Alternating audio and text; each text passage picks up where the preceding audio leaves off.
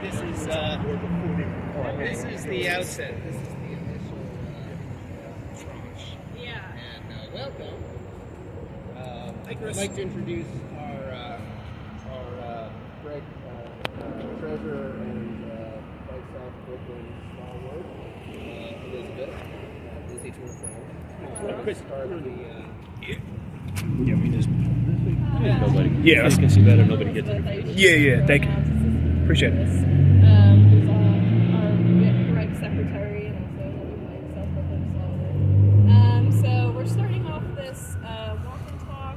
I just wanted to introduce the initiative. So back in July, we held a town hall, a virtual town hall, in order to solicit community feedback about 4th Avenue. And out of that came a petition. Out of that came 3 sort of main priorities for this corridor, which is increasing safety, increasing mobility, and increasing greenery along more space the behind you corridor. Thank you. It's interesting that we're able to start here because this kind of highlights 3 of those points. So if you walked or biked over here, you probably noticed how long the crossings were or how using the crossings were. And you'll see that along the walk as we go through 4th Avenue. You'll see different sections where we'll point out, places that could use safety improvements for pedestrians, for cyclists. We're in a section that's sort of green right now, but as we walk down 4th Avenue, we'll also be pointing out areas where there's not as much greenery, or areas that we have experienced climate-related issues such as flooding, and areas that could use additional green infrastructure. And then, as we walk down, we'll also be pointing out the design of 4th Avenue itself, which travelers are prioritizing on the corridor, which is right now cars mainly. If you've ever been on the other side of 4th Avenue, just past the BQE, you'll have noticed that their side of 4th Avenue is a little bit different. They've received a redesign of 4th Avenue, which includes cyclists and sort of increased street safety infrastructure. And we're going to talk about areas areas of 4th Avenue that could benefit from that type of redesign as well. I'll hand it back to Chris. Anything I missed? Yeah, so in addition to all that good stuff, we're talking about mobility in general and safety in general.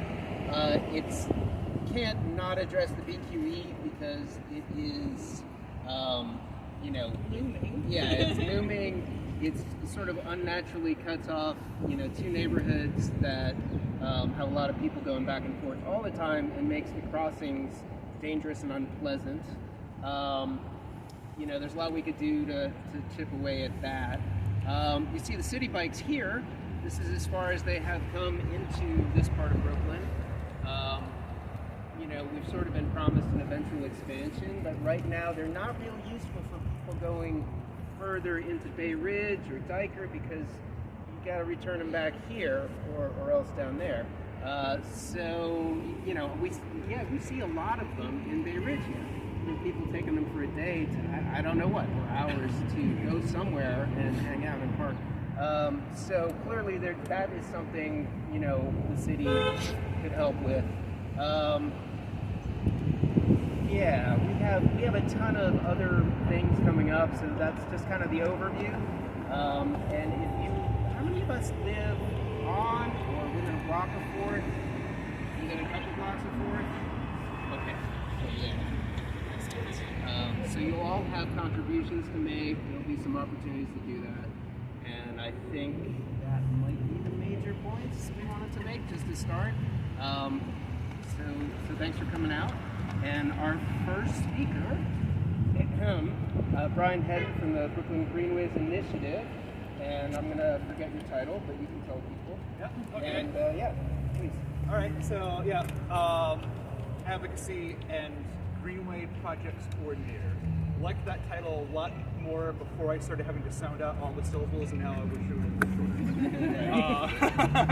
So what we're standing in right here is actually kind of a bit of a gem in Bay Ridge and a little bit of an aberration across the city. It's a place where the city grabbed up a bunch of linear land to build a highway, and then they didn't build the highway. So, there's like, places in Manhattan, places in Staten Island that's got, something like that.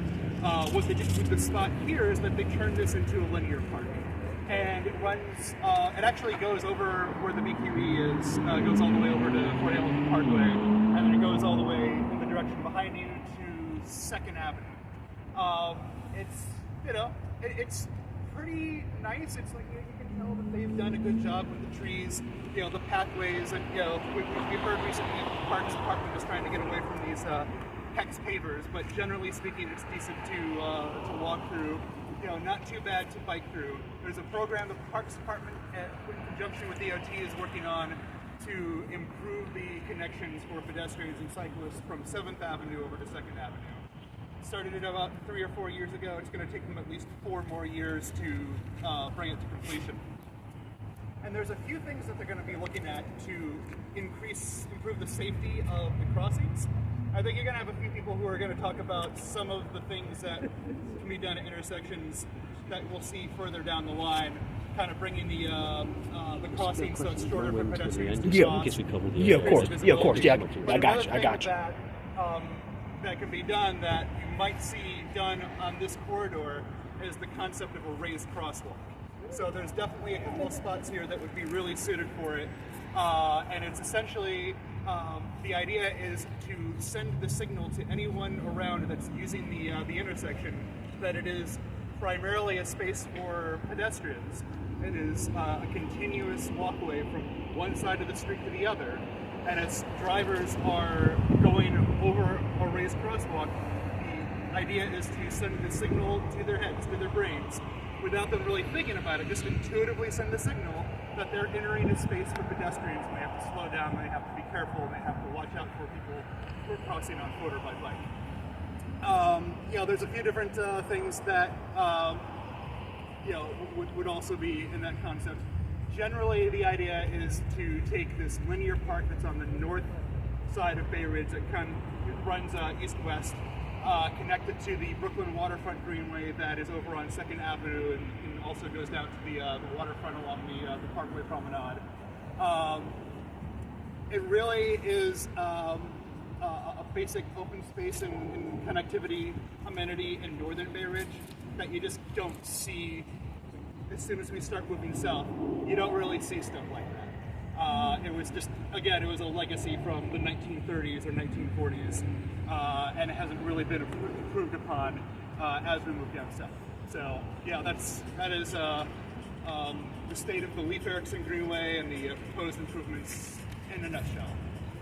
Hopefully they put in some benches. And hopefully they put in some benches.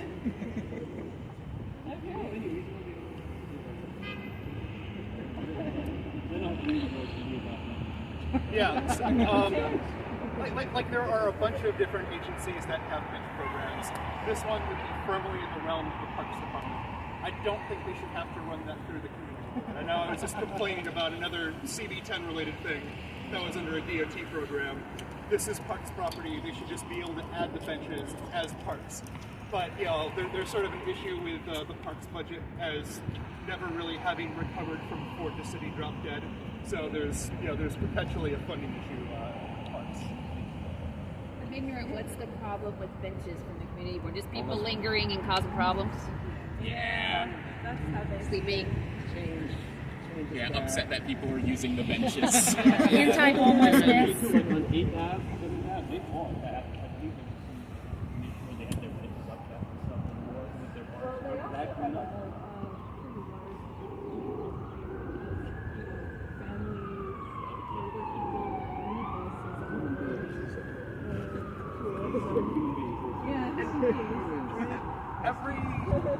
There are 59 community boards, and everyone has its own personality.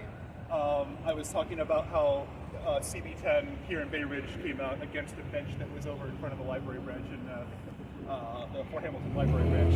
And Brian, who is on community board too, in sort of downtown Brooklyn, northern Brooklyn, was saying how they've never reviewed a bench location. So it's, you know, they definitely. There's just you know, different personalities, you know, across each of the Biking down boards. 4th Avenue, by the way. Sorry, as people will say. Sorry, I didn't mean to. No, that's fine. They're probably mosey. Yeah. One request before we head out. So we took you a group photo, but it's Yes. on.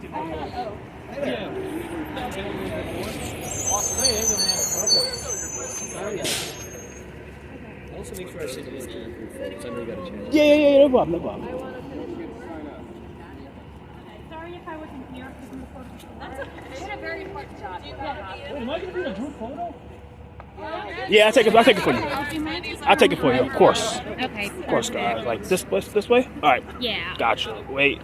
Photo or wait. Let me get back to the shot. Alright, ready guys? Wait. Get my phone. 4, wait. 1, 2, 3. Got 5. Got it. All right. Wait, one more. That's her phone. Take it. That's her phone. Thank you so much. Yeah. Rose, where are you? Yeah, I got you. No problem. Alright, so we're going to say safety on 3. 1, 2, 3. Safety! You guys are rock stars. Thank you.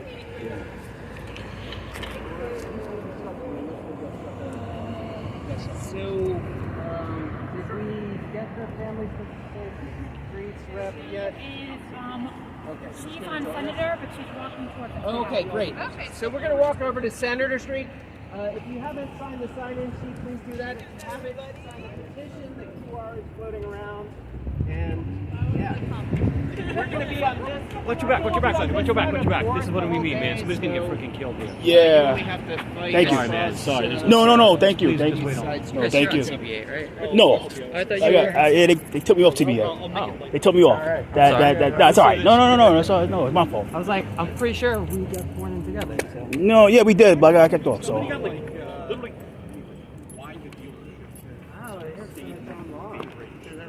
Thank you guys. We're good. Thank you guys for showing up. Rose is over here. Yeah. We're trying to walk in. Thank you so much for giving us something. Appreciate it. Thank you.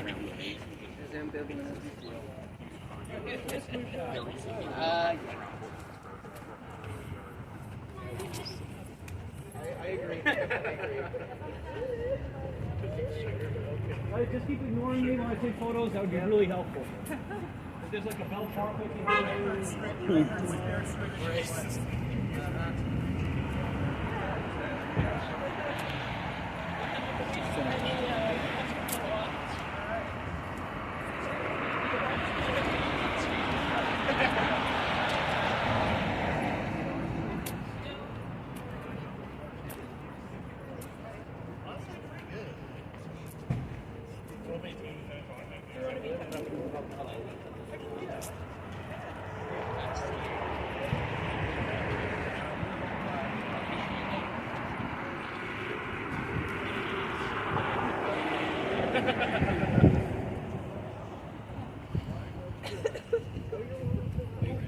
Okay.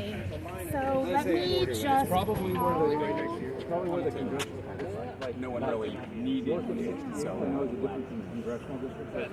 maybe that smelters. It's always like a nice little industrial spot. Just like.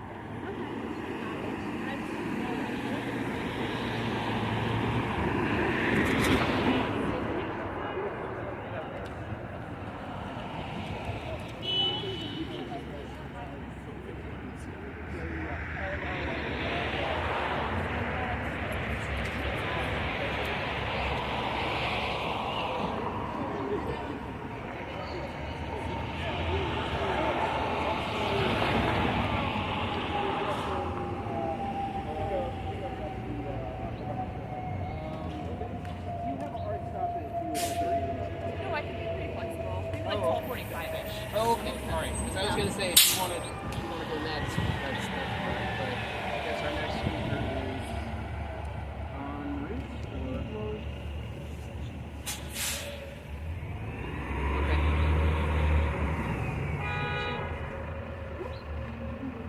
Okay, so let's just gather a little bit over here so that we're not blocking the crosswalk, if you don't mind. So we are going to be joined by a member of Families for Safe Streets. She should be here in a few minutes, but in the meantime, I just want to kind of give some background on the site.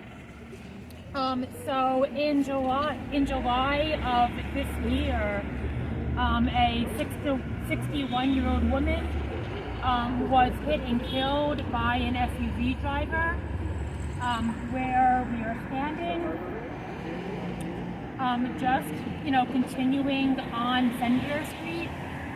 And this is one of many intersections in Bay Ridge where there's history, especially at night when this crash happened, of drivers not watching and of going too fast.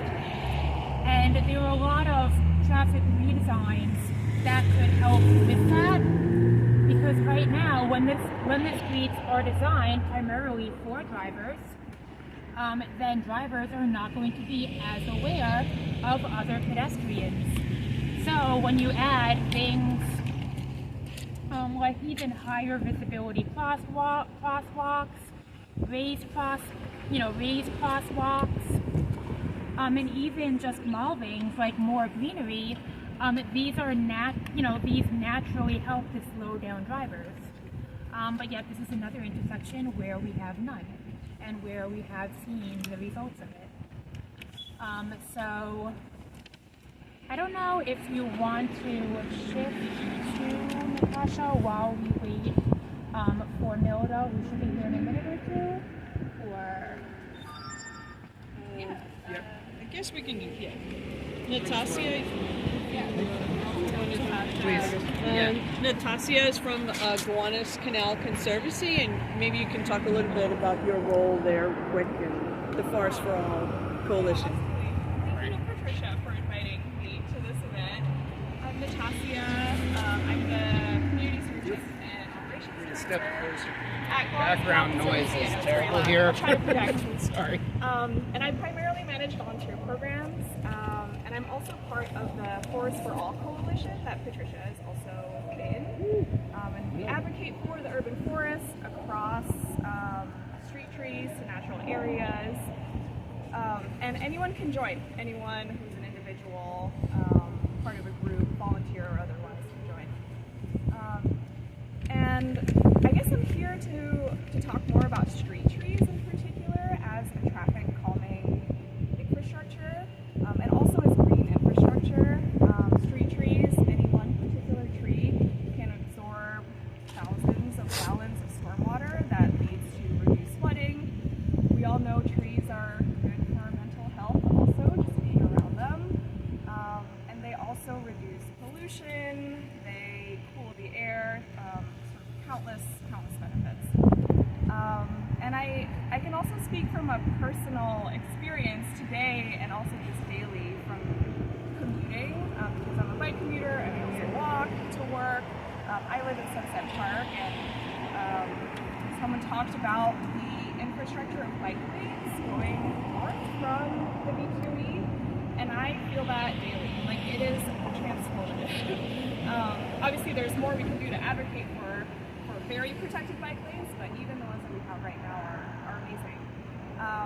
And I also saw the reduction in even just street trees as I went south today, like this morning, and how much of a difference it made from the reduced pollution, just like the cars near me, biking near me, and I found myself just like slowing down and going on the sidewalk as I was going south. So Bay Ridge needs bike lanes. Like, it makes so much sense, and I'm glad someone brought up city bikes too, because I do bike to the bridge also. There's great bike lane or Greenway. Yeah, the Greenway is there, and so yeah, it makes a lot of sense. Yeah. Thank you. Thank you.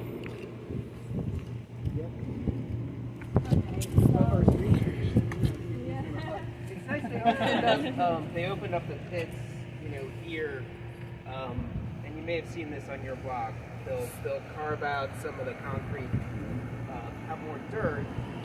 Please don't place blocks over it because this is what's absorbing the water. And occasionally, Bay Ridge Environmental Group and others will do some and you get logs great. But the cars driving by and everything compacts the heck out of this dirt, which makes it less able to soil, which makes it less able to absorb rainwater, etc. So, the trees need our love because they give us a lot. And yeah, we'll follow Bay Ridge Environmental Group and come to our parks cleanups. New York City Parks Department also has events all over the city. You can go to their website. And just in time. Yes. Hello. Yeah, I got that one. Okay, so are you ready? No problem. Yeah.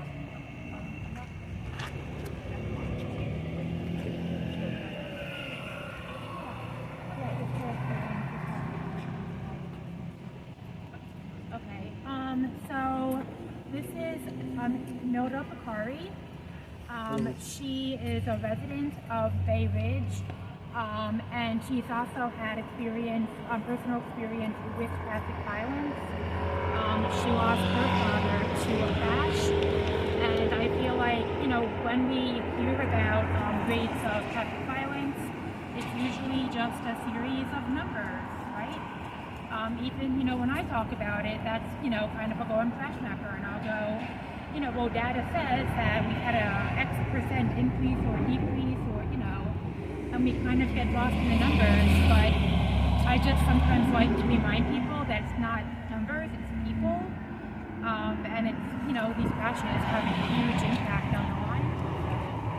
Hi everyone, my name is Milda, and in July of 2019, I lost my dad because a reckless driver hit my dad and another person. And like Rose was saying, I think I myself didn't realize how often this happens. Like, I work in a hospital, and I think I'm much more aware of it now. How many people come in the hospital as trauma cases because they were hit by a car, biking, and they were hit. It shouldn't be you shouldn't be personally affected by it to realize how important to have safer streets for everyone is. I lost my dad, who's 62 years old, and I'm never getting that person back. And then it's another person that was hit along with him. Luckily she's doing okay and she's alive. It's I had a coworker who lost her mom and her son is severely disabled now because of this hit. So it's just it's really important for us to more people to be involved and make that change. So don't have to experience the trauma that my family and I have experienced. Thank you for sharing your story. Sorry for your loss. It's sad. I don't think people realize how important it is to say for people that are in charge to actually make the streets safer. Thank you so much for sharing that today. Thank you so much. And hopefully that, with these stories and with our advocacy, we can make at least this part of Fourth Avenue safer so that we do have less, fatalities like what happened here and what happened to your father. Especially in New York City, it's a walking city. Yes, in South Brooklyn. Yeah. In South Brooklyn, Yeah. We got it right to Margaret? Yeah, definitely. Thank you so much. Yeah. So I think we'll make our way to Bay Ridge Ave, known affectionately as 69th Street by people who can't count like me. And then we can talk about the transit hub there, which is one of some major transit hubs on this stretch. And then a couple of other things along the way to our next big stop, which is what? Oh, yeah, 76. Okay. Maybe we'll wait for the light. Just because it's a big group. I don't want to lose anybody. And yeah. Again, if you haven't signed in and you haven't hit the petition, we can help you with both those things. So we'll be Trish walking down the Bay Ridge signage. Parkway next, so feel free. We're going to stroll, take a look around. If you notice anything, this is sort of a casual walk. Yeah, exactly. If you have chime any in if you have any personal testimony. Yeah. Just, if you see anything you notice or you think, oh, that could be better, or that sounds like what we were talking about, feel free to chime in. Or if you have personal experience on board that. We have kind of a And please drink some coffee if you haven't yet. Yes. Well, you can always add if there was Yeah, 4 years. We've had a bit of a respite before that, but then before, sort of like a 4-year.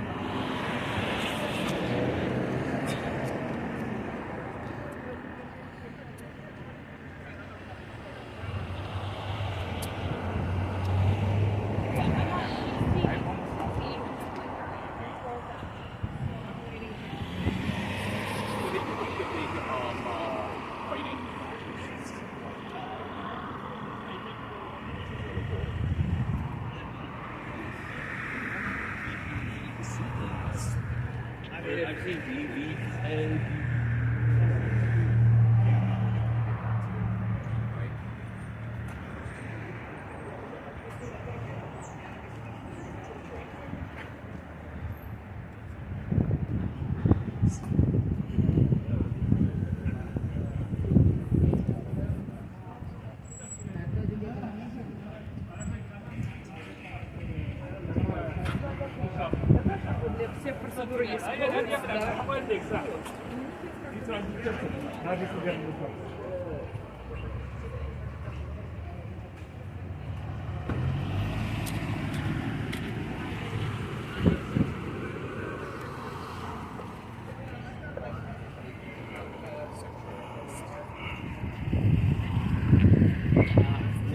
Well, we could. Well, if we have a moment here. Yeah, we have a moment. Yeah.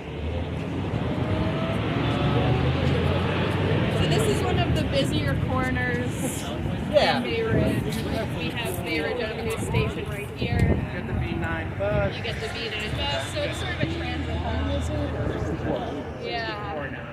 So you'll notice that, things are a lot busier down here than maybe like just a few blocks away, including like people getting in and out of cars, in and out of buses, lots of double parking, which makes it Especially on that stretch. Let's all gather a bit. Yeah, come on in. Yeah, we're just it complaining is about. a traffic hump. Yeah, it really is, and lots of school kids on the bus route, lots of folks coming in and out, across town, etc. You may have noticed there's a high school right there, there's a few churches right around, so plenty of things happening around, and also a lot of people moving in and out of the area, so this would be one of the sections that would definitely improve additional safety for pedestrians, school, things like that. So, daylighting on these corners so that there's visibility when you're crossing. What's daylighting, Lizzie? Daylighting is, well, we'll see it when we're down on Bay Ridge Parkway, but it's sort of a protected area, at least 20 feet, I think is the, minimum in New York City.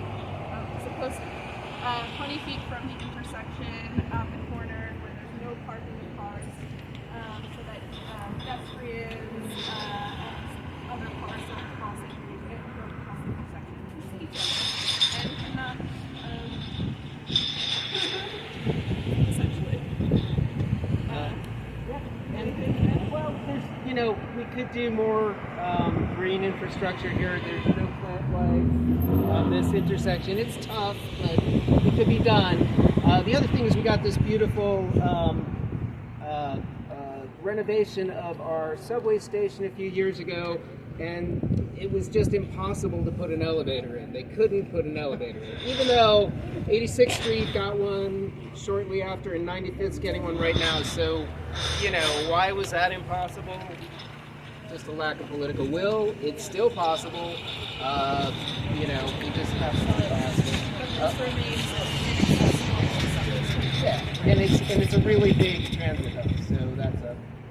If you'll actually notice, we have a bunch of distribution over in this section, and the pharmacies are over in this section. Now, I don't know how warm you are now, but when it's about 95 in May, which it is regularly now, and 102 in July, which we had several times, it used to be about 120 degrees here, just from here to here, right? So now they're walking for 15 minutes, folks were in their 70s and 80s. From there, I have seen it, I've seen it 200-300 times, and I used to live right there. And here's something, you're walking 3-4 blocks, Avenue blocks, 15 minutes, get to the pharmacy strip down here. We're talking about elders, we're talking about people who have a hard time. Going more than about 30, I have plenty of elders in my family. Going more than 30 feet can be very difficult. It can be much more difficult when you don't have any tree cover. When you're dehydrated, it's 120 degrees, and you haven't had your medication, it's all that much harder. So this is like this right here, and that's actually, we are a naturally occurring retirement community, I believe. And which is part of why we have so many pharmacies up on 3rd Avenue. I promise you, this exact strip where there are no trees, specifically where it goes over 120, and you can look at the weather camera. It'll say 100 degrees, 95 in the shade, 120 in the sun. That's what it's going to be down here when our seniors are walking back and forth. I've got elders. I'm just, long term, we got to do something better than this. And you can see, there's no trees down there. Another strip where they walk by. There's barely any trees down here. There's these thin, barely surviving ones. You know what I mean? So this is an actual concern. Besides just traffic and everything else, people waiting for the bus. And people waiting for the bus. This is seriously a thing for our seniors. Sorry, guys. No, that's great. So John's here. John's up next at Bay Ridge Parkway or 75th. There may be a little talk on the way, but anybody else want to pipe up on this section? Well, we wait for the lights going, so maybe we should cross. Okay, so you're going to get more infrastructure soon.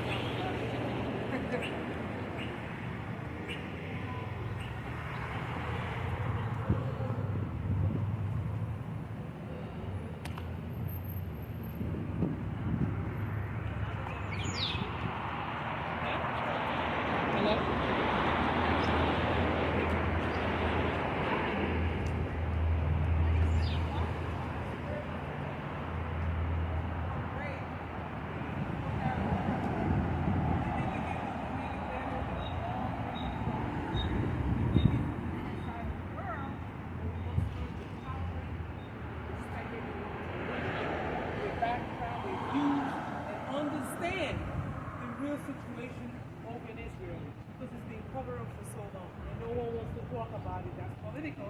I'm not here to talk about political agenda. But my main aim is that we need to live as one. What they do is they bang up cars and they don't care. They're trying to get into a little spot. I should actually stop the car and watch a guy jump on top of another car to get into a space he did not fit. I said, hey, yo, what are you doing? He looked at me like, I said, what are you doing? Bang up the car. In between these streets, there's more violence and vandalism than 4th Avenue. Because this is so open, a lot is going on here and the cops are always talking. So between the little streets is where you have the 3rd Avenue, an avenue of restaurants and beauty. Hi.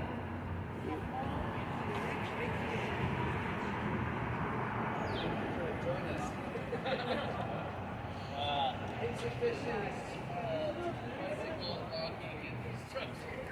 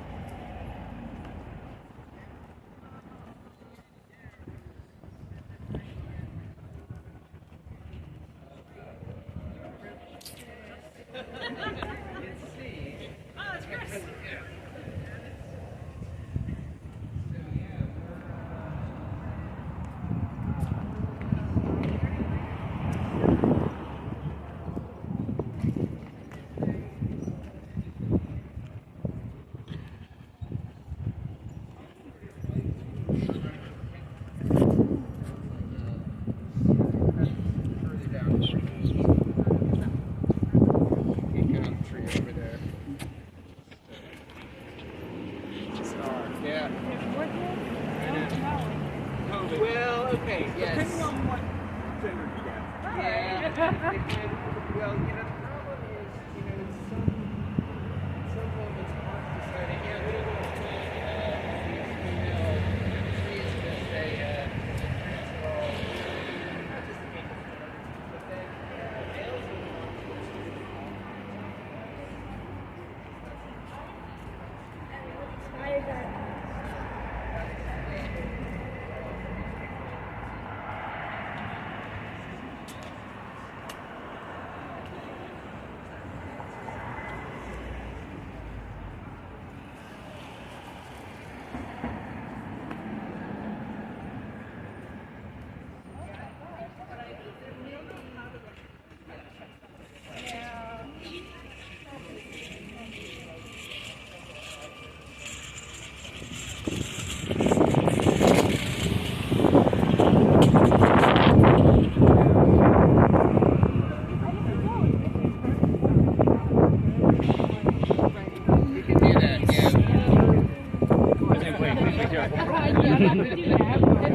We almost lost you there for a second. Yeah. Yeah, thank you.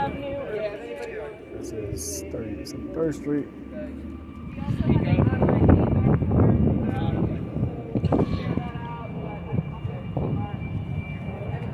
All right, now it's light. It's ready.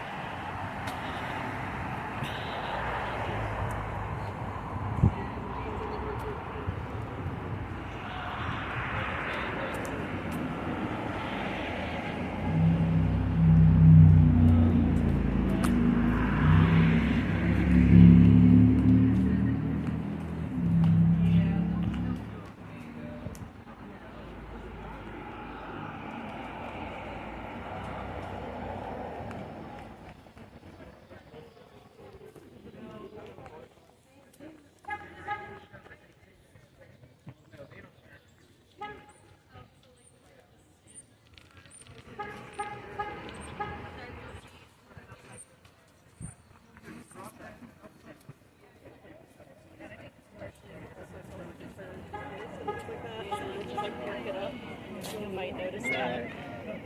In Staten Island, I've seen more, like when they replace the sidewalks around streets, they'll do it in like a oval shape instead of a square, to allow the roof more room. Yeah, and to like avoid people Yeah. just breaking it up. So again, you'll see again, school, church.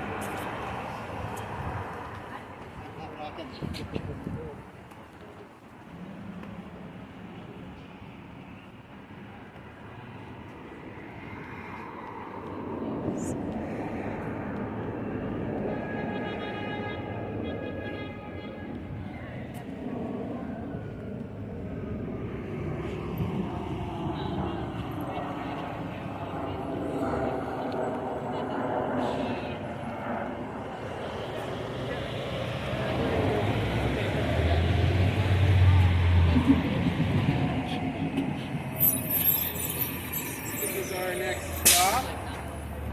And now, by popular demand, from Bike South Brooklyn, is John Tomac. Visual aids. Look at that. Hey, props. Visual aids. Yeah, I'm good. I'm good. Thank you, bro. Okay. So thank you everybody for coming out today. Great. Oh, there we go. All right, here we go.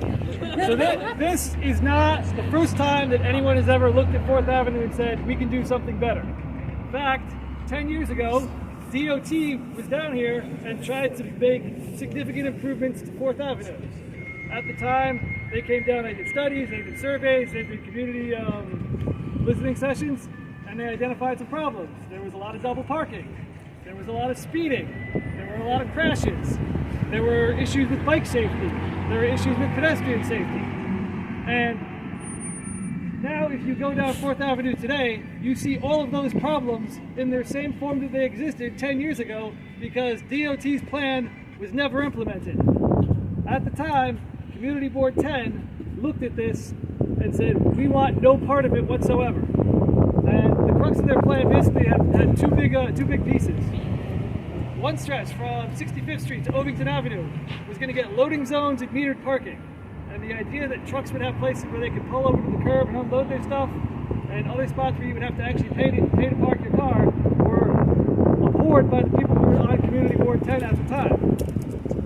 The next section, which was even more unpopular with Community Board 10, and our council member Vincent Gentili at the time, was converting the stretch from Ovington Avenue to 85th Street into one lane in each direction plus a left turn lane.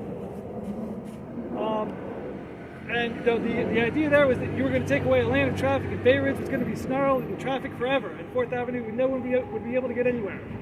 And I think it's important to kind of look at this avenue right here and try to understand that the way it's designed right now is an absolutely horrific mess that does not actually facilitate the fast movement of cars and basically makes it unsafe for everybody else. So out in the street, we've got two 11-foot lanes side by side. If you're driving down the interstate, you often have two side-by-side lanes that are 12 feet wide. So when you're driving on this road, it's not much different than a highway. You've got a left lane, you've got a right lane. Drivers are conditioned to go fast in the left lane.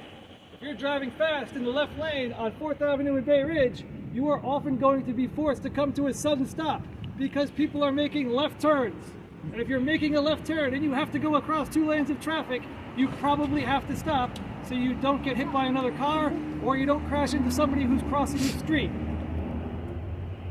So basically, the idea that DOT had was to convert this into one lane in each direction plus left turn lanes.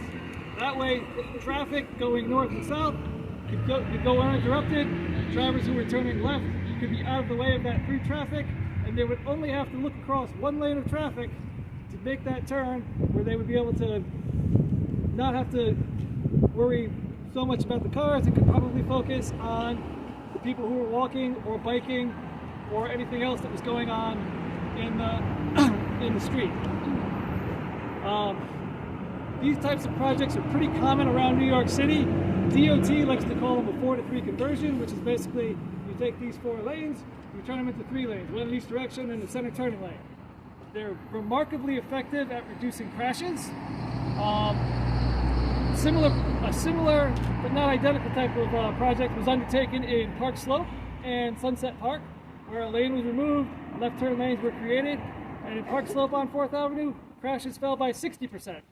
In Sunset Park, they fell by 30%. So we know that removing lanes from these overly wide streets and giving drivers a place to turn actually reduces the number of crashes, which makes it inherently safer for all of us to basically be out here, whether we're driving, whether we're walking, whether we're waiting for the bus, whether we're riding a bike. All right. The other thing that happened when they took that lane out in Sunset Park and when they took that lane out in Park Slope is that they were left with a ton of extra space. Now, what do you do with that space if you don't want drivers in it? Well, what they did on 4th Avenue up there was create a protected bike lane. And this is the type of thing that we could create down here with that extra space once you actually remove one of those extra lanes of traffic. Basically, right now we have four 11 feet lanes. That's 44 feet of car space. If we could take that down to, they say, 2 10-foot lanes in each direction and a 9-foot turning lane, that's 29 or 30 feet of car traffic. That's 14 feet of space that we get back. These have 9-foot parking lanes. Most of the city has 8-foot parking lanes. There's 2 more feet that we can take back. Now all of a sudden we have room on each side of the street for a 5-foot wide bike lane and a 3-foot buffer zone so you don't get whacked by passengers who are getting out of their car. That's great if you're riding a bike. You now have a space to ride on 4th Avenue that's free of traffic. It's also great if you're crossing the street. Right now, crossing this street, it's 60 feet wide. If you go down to 3rd Avenue or Ridge Boulevard or Colonial Road, those streets are easier to cross because they're only 44 feet wide. By virtue of just adding one of these sort of daylighted areas at the corner, you've now reduced the width across 5th Avenue or 4th Avenue to 44 feet. It's now as easy to cross as Ridge Boulevard. If you have it on both sides of the street, now you've only got about 32 feet in between these 2 spaces to get out of the way of the cars. That's the same width as most of the side streets in Bay Ridge. That makes crossing the street a lot quicker and safer and faster and keeps everyone safe. And you're more visible as a pedestrian. That's right too. Also, all this extra space here, now when you're at the intersection, you can see everyone coming across the street. You can see people who are riding bikes that are getting ready to come down. You can see people who are very tall. You can see people like these guys right here who are not so tall and might not appear over the hood of, let's say that pickup truck that's right there on the corner.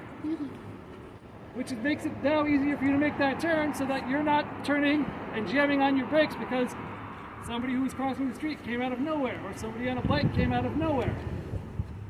And that makes hopefully the whole driving experience up and down this street a little bit easier for everyone involved. He was just describing the plan. Also, if you've got questions, if you don't mind waiting until the end, because we might have to deal with my cover. Yeah. So I think what's important here is that this type of plan has both grassroots and institutional support. Back in 2019, a bunch of bike lanes were added in around Bay Ridge and Dyker Heights. Before that event, those were added, there was a community visioning session. There were about 75 to 80 people there, and one of the things that constantly came up was to extend the 4th Avenue bike lane south into Bay Ridge. So there's support here among people in the neighborhood. In April, DOT released a sort of a big comprehensive plan of all of their protected bike lane network where they sort of saw themselves expanding in the next few years. There is a big green desire line on their map going basically down 4th Avenue. So it's on their radar that this is obviously a corridor to extend the protected bike lane network. If we want to actually see this in reality, we basically got to start making some noise. We've got to let our council members know, we've got to let the community board know, and we've got to start talking about it and basically say this is something we want, because it's not an impossible ask. It's basically just paint and moving some cars away from the curb.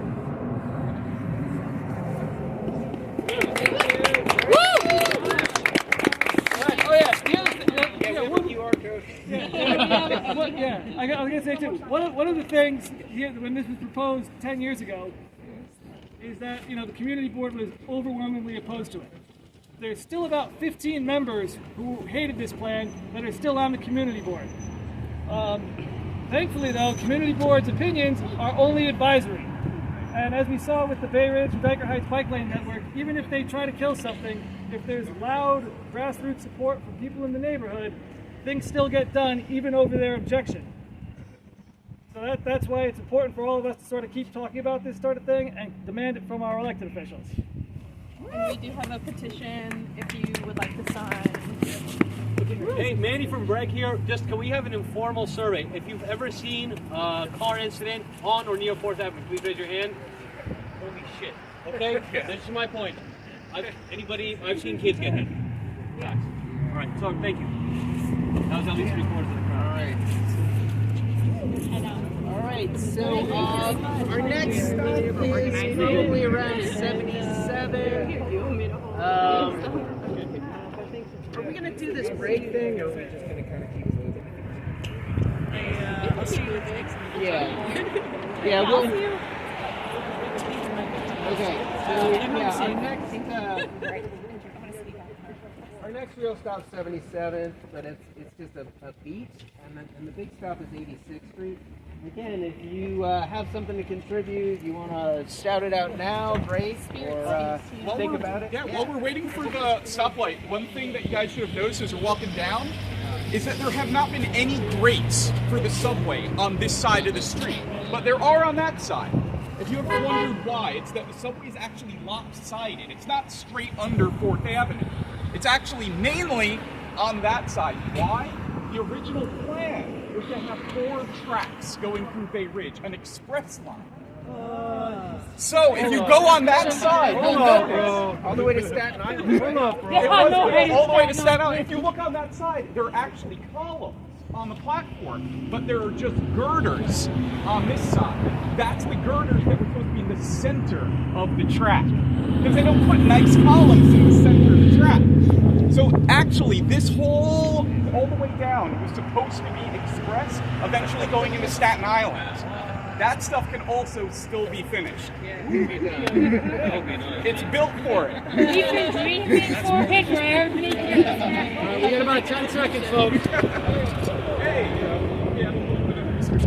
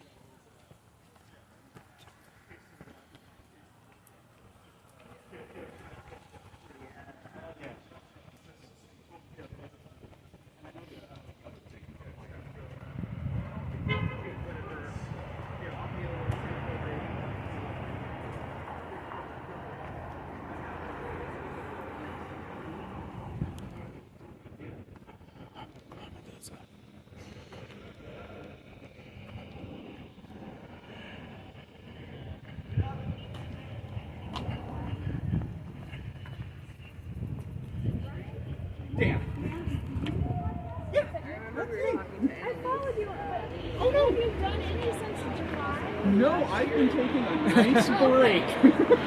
This is my first thing coming out, like, again, after, like, a year of just, like, oh my gosh, I needed, like, after, like, 3 years of doing it solo, pretty much, like, I was like, I'm tired of editing audio. It takes, like, you know, 2 weeks to do edits to make it sound nice. Yeah, I told my husband, I'm like, didn't there's been any? I followed it, and like, it was Nope. like, I'm like, no, it's not since 22. Not, yep. No, Good we for you laugh. for taking a break. Yeah. Everyone needs a little bit of mental space to, like, get back in the game, but this is my first, like, oh, I had to research stuff for this one. I remember doing that. I think we're going down to 86. Yeah, I think we're not going to stop, right? This is just another subway station. Yeah, I think they took down the sign. But we can't have an elevator, right? Sorry, people who can't use stairs. This was actually being under construction 11 days ago. Yeah. On or about. Yeah, on or about. It was still about grand scheme of things. Yes. In geologic time. So, Ryan, do you have something around you said?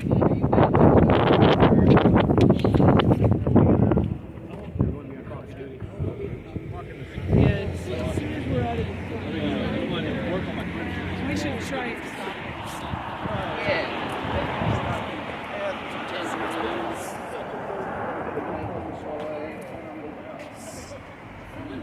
much between here and 86.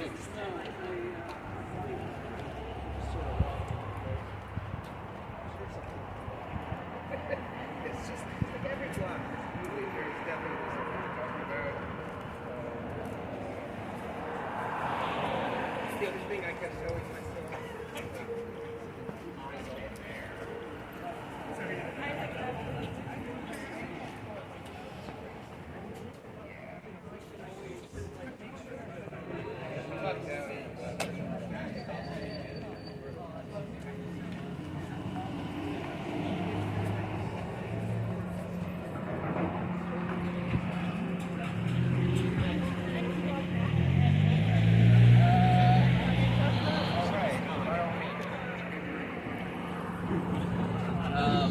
We have tangerines if you want one. All right, cool. All right, yo, thank you. You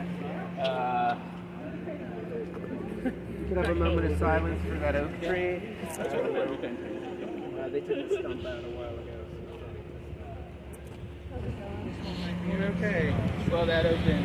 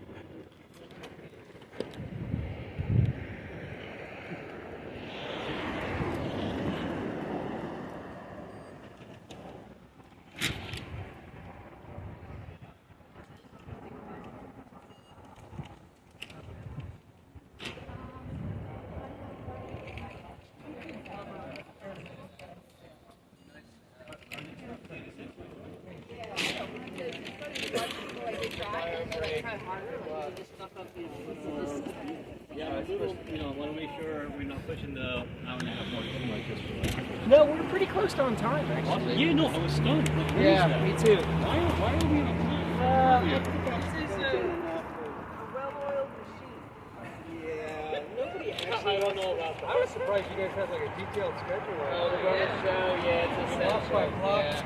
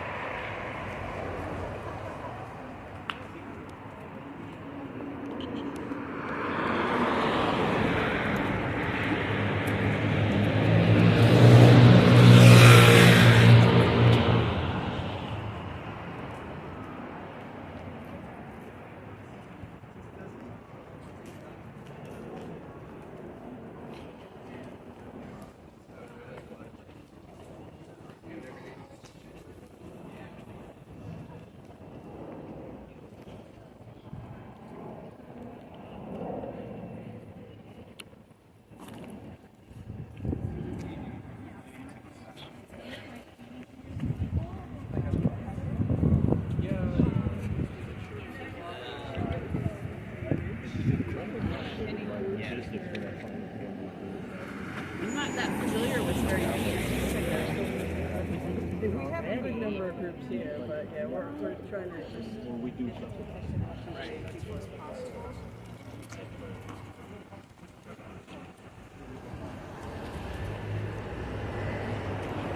Henry, I didn't put you on the schedule, but if you have any, local you want to share.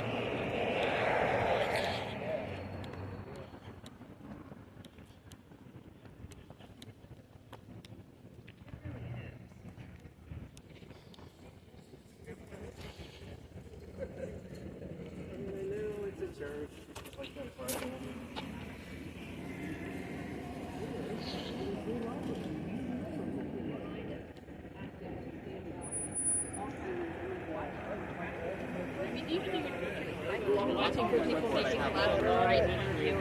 So that's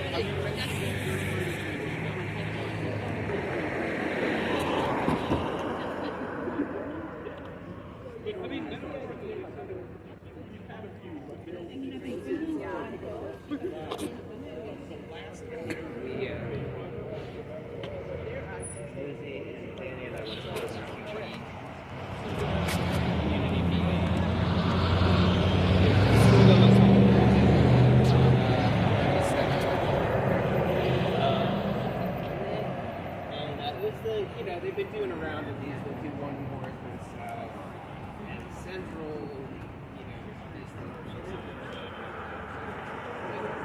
So it's city DOT, and they started by just saying, "Oh, there's so little we can do because the state only has a cash and viaduct." And the great questions for like doing partial paths over some of the trenches.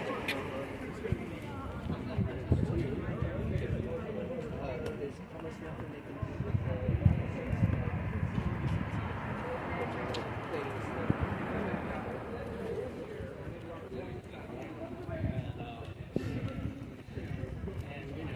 plan for the Sunset Park is like, hey, we got metered parking. They think something be where there's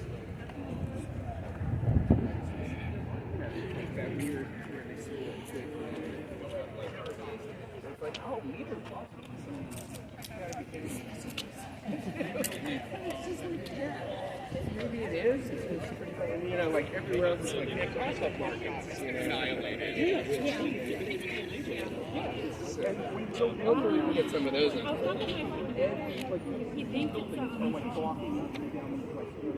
Yeah, no, that's a so I guess I missed it, but all the trends I'll do along they started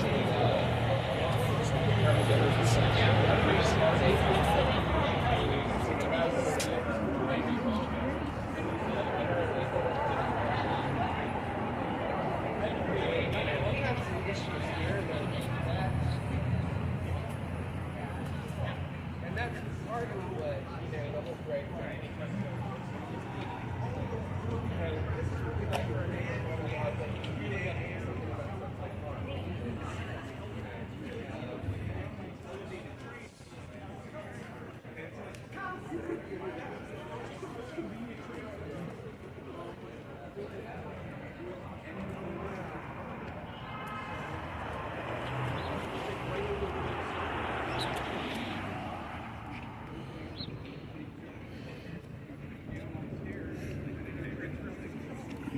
Oh, really? Oh, yeah. I wish we would have like trolley tracks on board. Right. Yeah, a lot of informal economy. Yeah, yeah. I love the energy.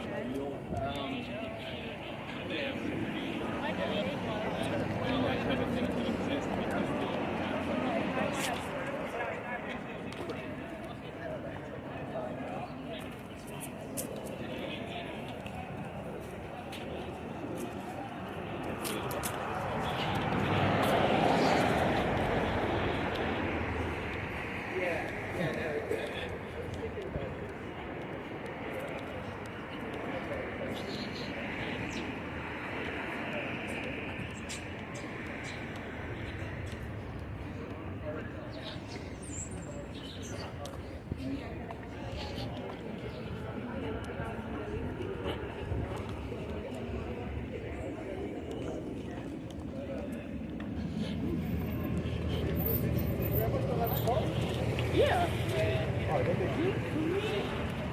You know, the one that I'm so happy that it's collected for the number. But then I think like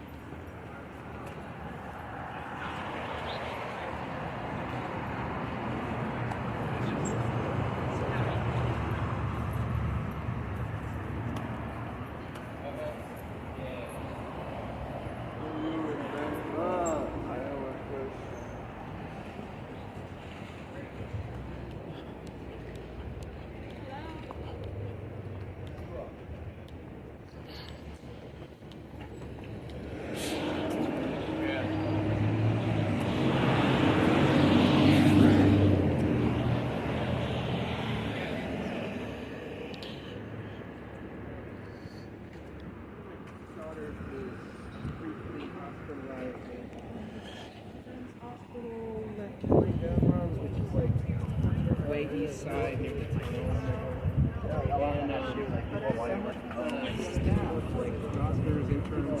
They were like, yeah, we just take the ferry from over there, you know, in Long Island City.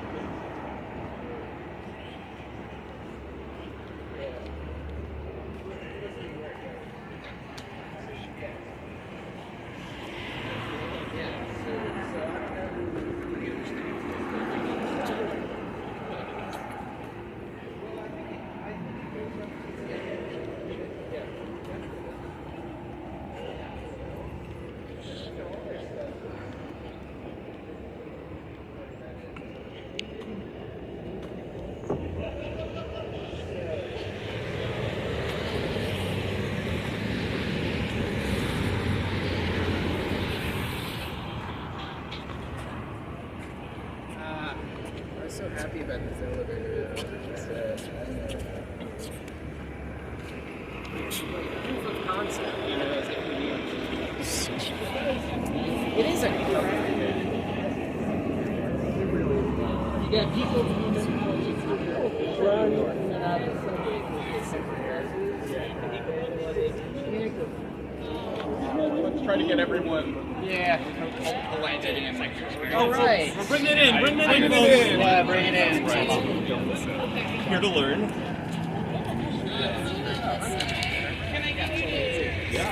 So yeah, thanks for sticking around.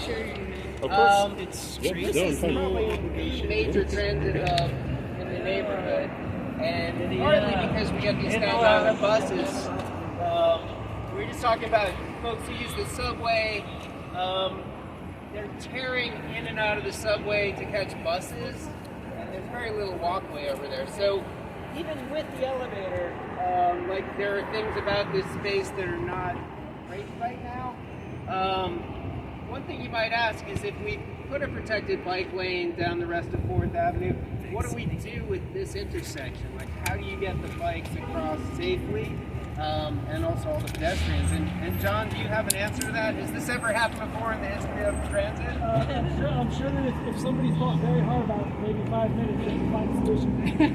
I agree. There's a but if you're concerned about where you're going to double or triple park your car, then there might be an issue. One of the things that didn't come up earlier, but you know, there is a perception that bike lanes, you know, are a threat to pedestrians. The DOT has data on this stuff. It actually makes it safer for pedestrians to have protected bike lanes. You know, all of this can be better and calmer and safer. Just needs a little engineering. Maybe some of the bus stops move. Maybe some of the sidewalks get widened so people can get to the bus stops. What else about this space seems either great or less than ideal? Anybody have a feeling? So you can note something that we were talking about were curb bump outs or daylighting at intersections. So there's a sort of painted bump out there. If you've been on Fifth Avenue recently, you may notice that at different cross streets there's paved bump outs. So the sidewalk is physically extended. So again, like John was saying, that makes the crossing shorter for pedestrians. And you'll see this person has their like front right wheel parked on the corner. Their front right wheel on the pavement with sidewalks that doesn't curve.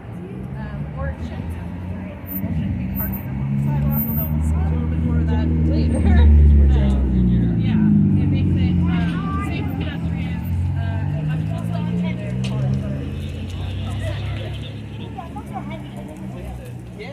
All right, so if you take a look at the 2-lane or the 4-lane avenues on Sunset Park, you'll notice they have a higher, they looked at this higher COPD, asthma, and lung cancer rate. The folks are in there 10, 15 years. This is actually the worst. You can actually hear the amount of pollution we're going through right now. The fact that I'm yelling, those are car motors we're hearing. And the number one being cause is environmental. For a lot of this stuff that we're talking about, COPD, asthma, and lung cancer. Among all the other discussions we're having, by having the extra trees, by having traffic calming measures, we're actually lowering the amount of emissions we're all sucking into our lungs. Improving transit. Again, the experience for your bus patrons to and from Staten Island and other parts of Brooklyn, not great right now. There are long lines. They kind of curve around. Sometimes they run into the subway. Yeah, no benches. Like one tiny bus shelter, very little shade. If it's raining, you'd better bring an umbrella. Lots of secondhand smoke from your fellow bus waiters. It's a nightmare that could be improved. And deliveristas not here. No, unfortunately. Can we speak to that generally, or? Yeah, so I can speak to that generally. We did have a speaker lined up from Los Deliveristas. Unfortunately, they were not able to join us. However, I do want to add that, this area of 4th Avenue, you see a lot of restaurants around you. You see a lot of businesses around you. And you also have a lot of residents who live here. When you have a lot of businesses and a lot of residents, that means a lot of delivery activity. And so you have a lot of bicycle delivery people who, are picking up from these restaurants, helping the restaurants over here, and, performing a service for the community. But what you don't see over here are things like places for the delivery workers to park their bikes. You don't see, and again, all of those same, all the same infrastructure that you don't have for folks waiting for the bus, for folks walking down the street. They are making conditions more difficult for the delivery workers as well. When you're riding your bike through here and when you have, all this extra pollution, when you're riding your bike, then you're working your lungs harder, which means that you're breathing in more air, more pollution. And so any conditions that are bad for the pedestrians over here, they're worse for the bike, for the bike delivery workers who are out here for up to 12 hours a day, with a lack of shade. And you can see a bike delivery worker, passing us right now, who are, facing those same conditions. And again, they don't even have a place to park their bike. They don't have a place to sit. And this is true of, the city in general. A lot of them don't have places to just sit and rest. Like any other workers, they would have a break room Where's the break room for bike delivery workers? Where's the place where they can use the toilet? I mean, and of course, these are not conditions that are specific to Fourth Avenue, but they are, when we're talking about changes that are needed, these are things that we could put in here in areas where we know we have a high, a large amount of activity by delivery workers who are supporting the neighborhood. Yeah, there's a big hub over there by Wendy's and McDonald's, where you see a lot of parked delivery vehicles. I don't know if you call them scooters or. And yeah, they have a little space, but they don't really have any amenities. And these are workers. These are human beings. This is their workplace. Yeah, it's their workplace. They And deserve yeah. protections just like any other worker. You think going back like out in the hundreds, we have a beautiful public restroom facility right on Shore Road, right? That gorgeous space where the city back then really cared about public amenities like that. Here, it's because there's the McDonald's bathroom, right? It's like there's no public restroom facilities, even though back then that was where all the trolleys were turning around. For the bridge, it was important to have a public amenity there. It's moved here. It moved here because this was the original end of the subway lines. 95th was later. This was the first end, and as we were walking for those 10 minutes, you see all of the high-density development, these like walk-ups, and all along this corridor, you're seeing that as you move past, we're gonna realize that goes away.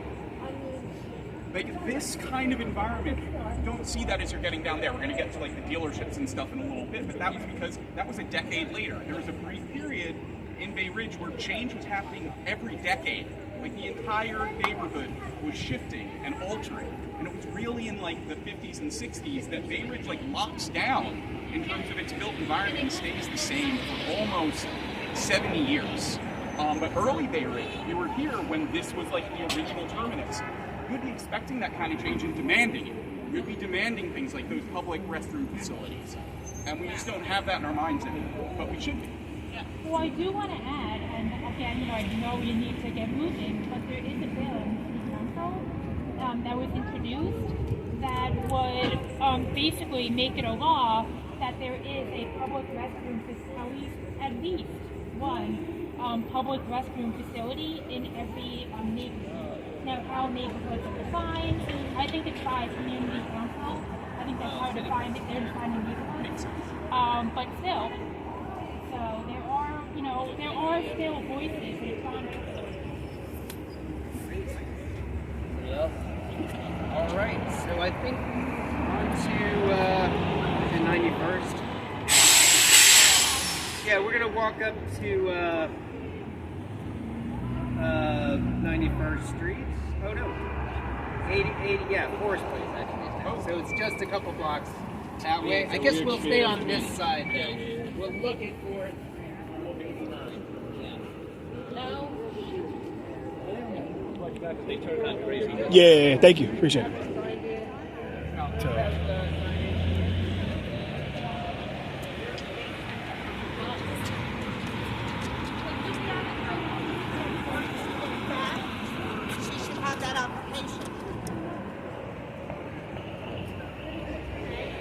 No, because she got there late.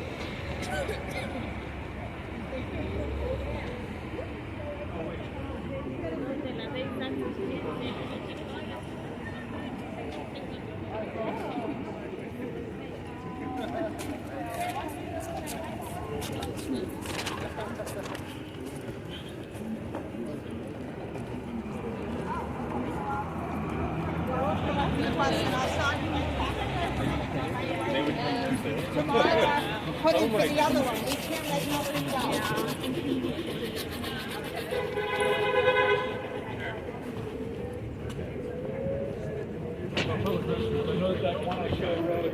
Yeah, it's still open. Is there anything? That's the only one that I can think of. Yeah, the organization. That's the only one I can think of. Oh no, there's something else at Park.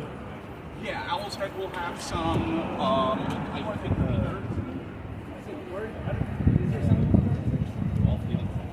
yeah, the ball fields have some. Yeah, like we rely on parks for public restrooms. I mean, that's the one thing you can thank Robert Moses for. like, to put plumbing into the parks. But those also aren't like, they're for the park goers, right? They're not designed for like, what's the funding, which they prefer to just close the restroom down. But they have bathrooms rather than keep them open.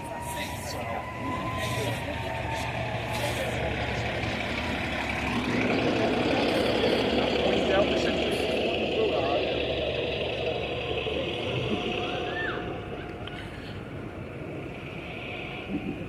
as one of the places where all of the politicians store their cars and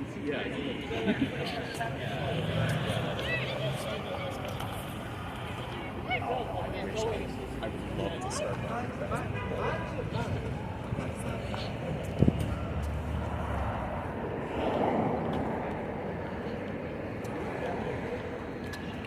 Yeah.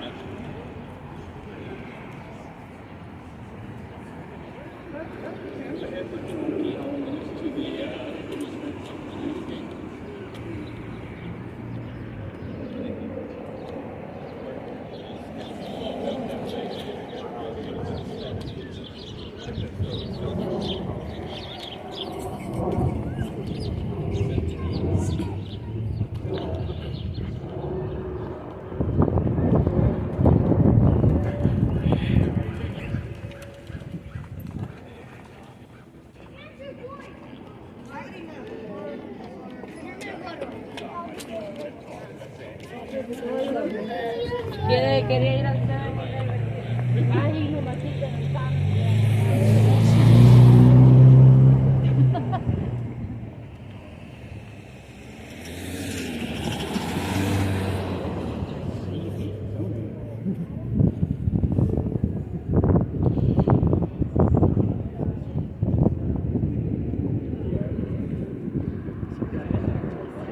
the center point of the neighborhood in, like, you know, the 90s, like, where everything just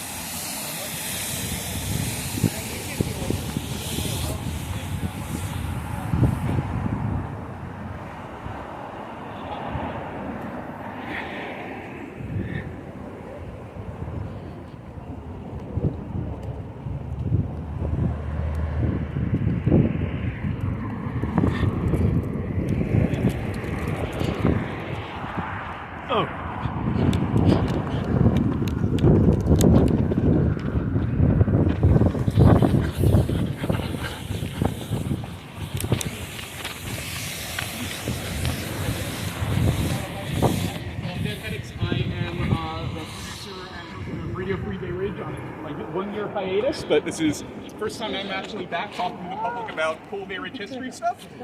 Welcome back. We are standing on the edge of what is known as Automobile Row, and it's not a new term. This spot, it's an area of C8 zoning. You'll have seen when we went into C8 zoning, those buildings over there, across that street where the Honda is, we've entered C8 zoning, which is this whole triangle where 4th and 5th Avenue kind of converge. It's been a hub for car showrooms and dealerships since the 1920s. Back then, you could find dealerships like Bay Ridge Motor Sales, Bay Ridge Packard, Hamilton Motor Sales Inc., Bay Ridge Studebaker, and many more. Bay Ridge Studebaker. It rivaled Long Island City and Williamsburg as early auto dealership hubs. And even then, the subway was already here. So this was, automobile transit in Bay Ridge, and our history of this came after public transit, not before. Sadly, we're also standing right next to the spot of the second fatality on this. A 2-year-old woman lost her life right there 2 years ago. But better crosswalks, lower speed limits, all the things that we've been talking about on this trip, they wouldn't have helped her. She was killed trying to tie her shoes on the sidewalk. She was run over by an SUV, barely going a few miles per hour just after 3 p.m. And the car was a white Volkswagen Atlas. And if you look at the name of that dealership, you can probably piece together what happened. This woman decided to tie her shoe right next to a car that was parked on the sidewalk. If any of you were tying your shoe right here, you would be at risk. A valet got into the car to move it and killed her. She was low, and he went right in. The owner of the Bay Ridge Volkswagen, he showed up to a May 2021 Community Board 10 meeting that month to apologize, but he didn't. He actually blamed outside contractors that they had hired as valets and said that they would ensure that this didn't happen again with their outside contractors. So why did it get to a point where dealerships have to constantly drive cars back and forth? Back in the 1920s, car dealerships could be run out of corner bodega lots. You have maybe a garage in the back, you drive it in. It's the size of a large bodega. You didn't need that much car inventory. Today, the dealerships have massive amounts of inventory that they need to store. You can see a place here, which is originally an old farmland that maintained its status as a street through the centuries. But it is basically glorified car storage right now. And if you've lived anywhere in Bay Ridge, you know what your nearest car dealership, where your nearest car dealership is, and how much they use the street for their car parking and their inventory. So it's, area around Leif Ericson Park where we started, 67th Street, under the underpasses. They'll often use fake plates when they're parking on the street so that no one knows that that's a dealership car. These are probably, these might be the people who work in the dealerships, but they have plates that they can swap out. And it's not just in the obvious places. Century 21's parking lot, which you can kind of see right over there, they rent out a good portion of that lot to store cars. So it's not just the stuff you can see. And this is the other thing, is that these dealerships aren't all independently owned. They're facets of a larger dealership dynasties that are intrinsically tied to Bay Ridge. For example, the most expensive mansion along Shore Road that went up on market, worth over $15 million, with a water slide, outdoor kitchen and bar, golden furnishings, was owned by the Giffrey family, who own 21 local dealerships. So, and of course that money has flowed into politics too. The dealerships have been among the biggest donors of local politicians for the last 100 years, ensuring that zoning protections like this C8 zoning are maintained as the neighborhood grew. Our alderman, Harry Mortimer, who repped us back in 1937, was literally a car salesman. The owners of these dealerships don't just own the local lots, they have lots in Fordham, in the Bronx, in Westchester, Hillside, New Jersey. The Crown Jewel is Car Dealership Row in Hell's Kitchen in Manhattan. The people who are owning these dealerships own those. So why Bay Ridge? One answer is the Army base just down the way. It was a mobilization center during World War I, shipped off tons of GIs to the war in Europe, again during World War II with the Brooklyn Army Terminal. This also happened near the Navy Yard. You have a lot of unemployed men coming back from the war or who know the area. It's a big place for mechanics and things like that. Blue-collar guys just kind of coming and living in the neighborhood. And that was the used car and the mechanic salesman kind of aspect of this. But it's not all blue-collar working-class grit. These dealerships have a history of being exactly as sketchy as you'd expect a car dealership to be. In 1991, between 4 a.m. and 5 a.m. in the morning, 3 of these dealerships were hit by a mysterious arsonist, resulting in hefty payouts to the dealerships, but the fire damage wasn't actually enough to close them for the day. And why have these dealerships remained? It's also all in the name. Bay Ridge, I mentioned this is a C8 zoning area. Most C8 zoning in the city is in a floodplain. Bay Ridge is on a ridge. The inventory they're storing here is immune from the climate change that automobile traffic causes. Right after Hurricane Sandy, one of the owners of these dealerships complained about how all of the inventory they stored on a dock out in Staten Island got destroyed, but everything here remained nice and dry. But don't feel bad about their lost stock, because in 2012, the Giuffre family, owners of the opulent mansion, they had to accept a $100,000 settlement for targeting elderly, non-English speaking immigrants who had lost their cars during Hurricane Sandy. They were upcharging them, handing them cars that needed expensive repairs that they just so happened to be able to repair, guided them into predatory loans that they couldn't afford with incentives that evaporated. And then don't feel bad about that $100,000 settlement, because during COVID, the local businesses that received the biggest bailouts were, of course, the car dealerships. Bay Ridge Hyundai, $270,000. Bay Ridge Chevrolet, $500,000. Nissan, $1.3 million. Bay Ridge Volvo, $4.2 million in forgiven loans for paycheck coverage. Yeah. And I'm getting that. Owl's Head Wine Bar got $18,000 and had to close. So, that Paycheck Protection Program loan, they're supposed to keep businesses above water when they had to, when they were dealing with COVID, and they were based on reported employee numbers. The dealerships officially listed themselves as having hundreds of employees. Bay Ridge Volvo, which got the 4.2, and they're just around the corner, and their dealership isn't even there anymore. They listed 201 employees, and it's based about this size. So maybe that includes all the mechanics and the valets, but that brings us full circle to that poor woman tying her shoelaces. When the owner stepped into that community board meeting in 2021, he said very explicitly that the valet was not an employee. He was an outside contractor. So the dealership wasn't at fault. And we don't have time to dig into the federal fraud implications that I'm laying out, but instead, I'll let you all know the thing that the Bay Ridge Volkswagen promised to do to ensure that nobody else would get killed. They said that they put up a sign reminding the outside contractors they employ to be careful while they drove on the sidewalk, and the sign stayed up for a month. That's that. Thank you. Thank you, Dan. Yeah. So what's the way forward? Get rid of the C8 zoning? C8 zoning. Bay Ridge is under a special zoning district. We were one of the first neighborhoods in all of the city to get special zoning that was under the control of like the local community boards and stuff like that. That has to be stripped away. We need to be able to have this spot, which is so important to the neighborhood. It's like the heart of this part of the neighborhood, and you can't build anything on it other than these lots. And the other thing is, that's not C8 zoning. Those dealerships have a ton of money and power, right? They don't care that you can build residential up on that, because they have all that money and power, and they can keep parking their cars on the sidewalk. The cops won't do anything. You could try to get more enforcement, but really you need to change the zoning and fix zoning in New York City and apply that to Bay Ridge and use that as a hammer to kind of get these places. They've been holding on for far too long. And it's a danger to everyone who lives in the neighborhood. Anyone who's walked down here knows it. Yes.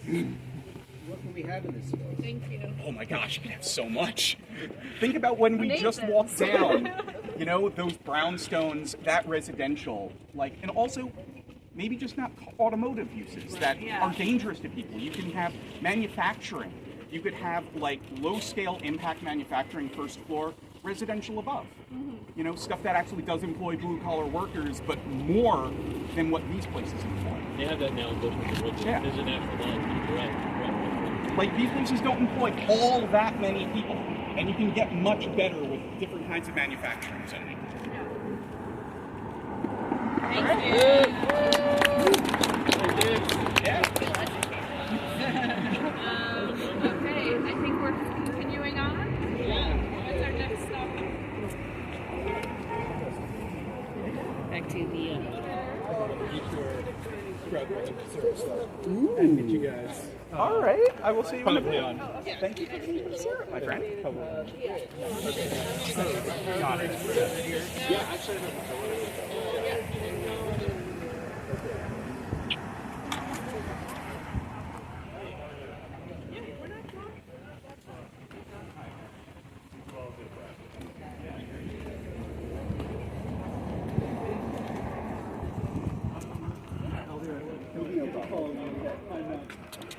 This is the home of 201 employees. Oh, yeah. They're hiding.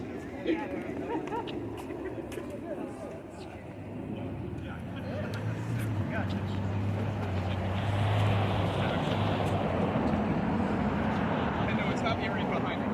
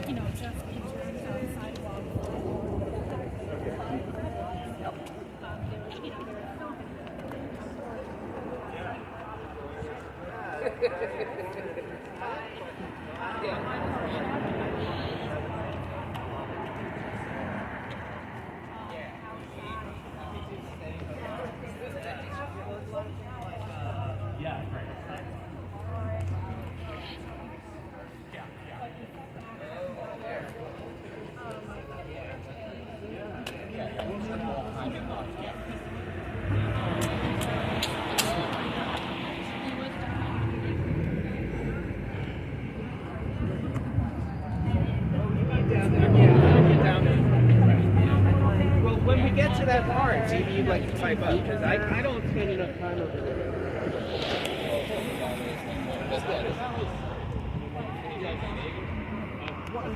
If there's anything that's just just have cars exit into a sidewalk. The one thing that's it's just like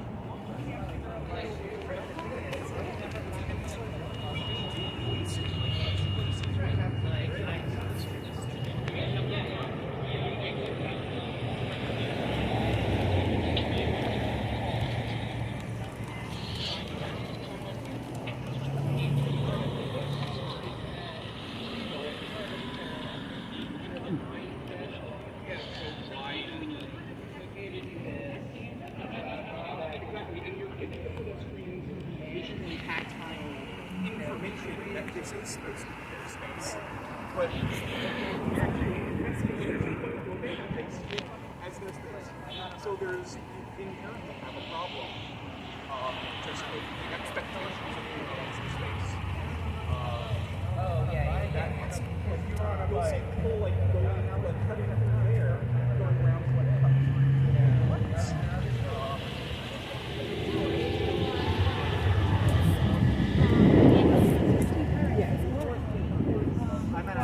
Yeah. But that's really, I mean, the whole conversation about DOT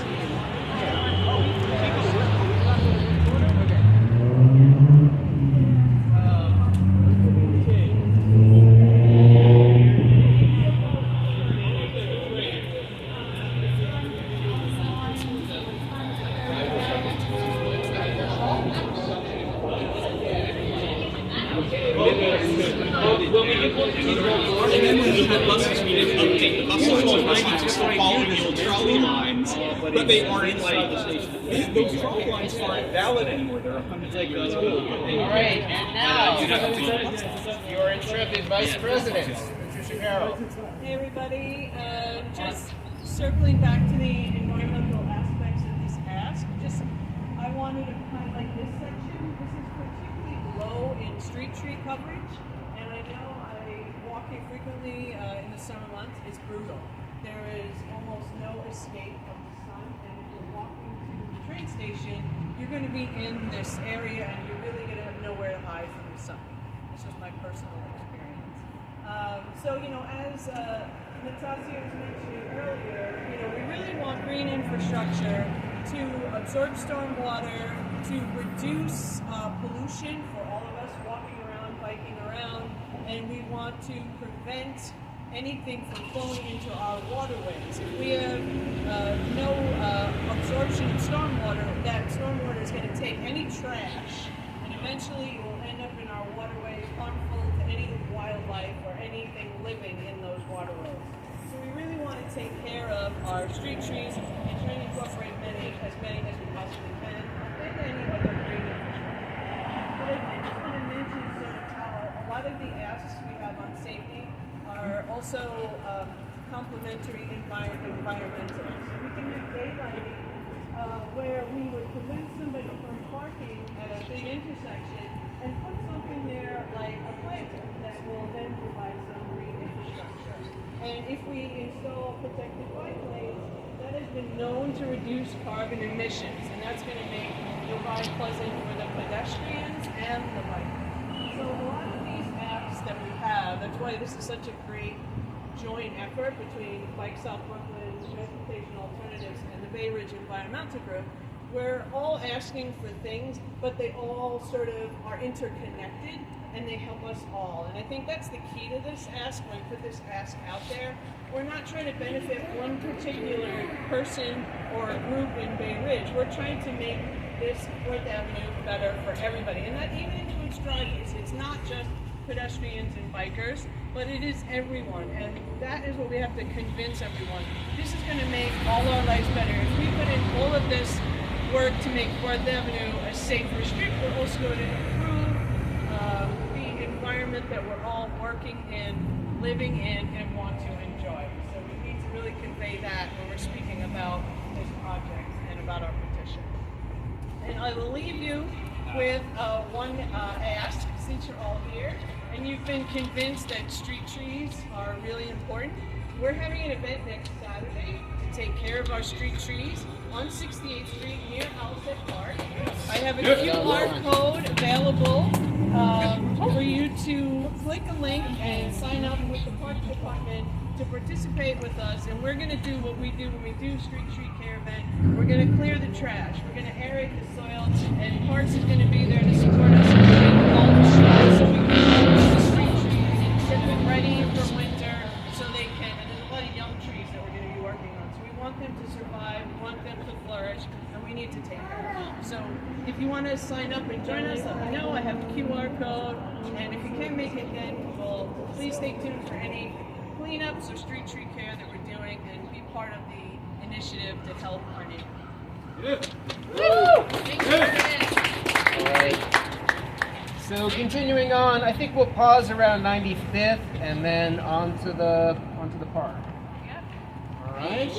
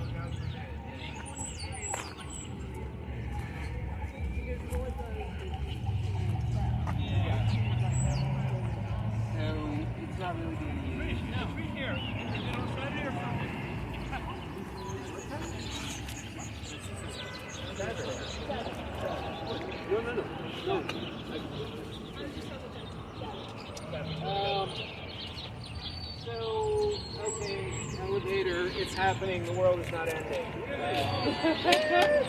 Chris, this looks like it's one lane and everything seems fine. Did we lose a lane of traffic? Or was it 2 lanes? There was 2 lanes of traffic. Okay, 2 lanes of traffic and we're surviving. Okay. Good to know. Right here. Yeah. We'll get there. Is the holding up okay this late to do it? Yeah. There's some water at the park where we're stopping. Yeah. Like 2 water fountains right there. All right, cool. Thank you. For sure. No, you don't want to be out there. Need a hand?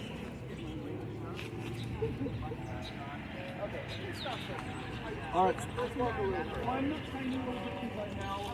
This part, which is locked, and is likely been locked as long as anyone can remember. It's locked to prevent people really from sleeping on the benches.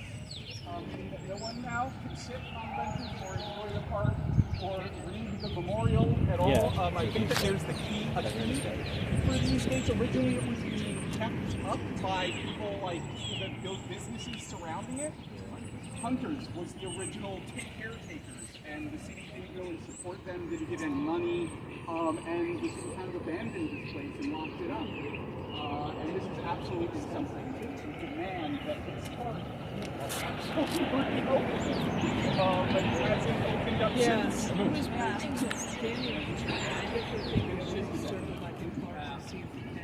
Yeah, I'll be totally open. Look, it's a nice space. We can. Yeah, no, man. Just walk by. They drive by through the track. Let's go a little further. Talk about the valets, and then we'll do the park before you know it.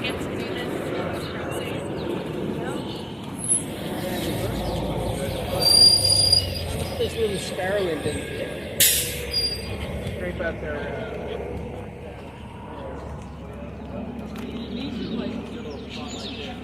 Oh, they chopped it down. They're like, yeah. They're obviously well. Doing okay.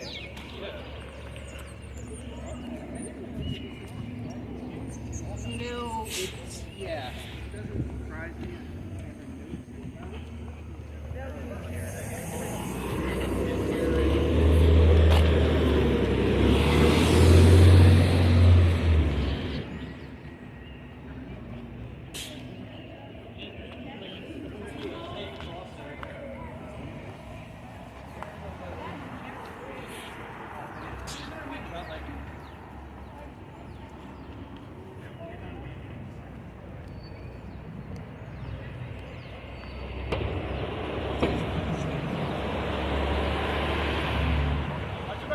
Oh, yeah, thank you. Thank you.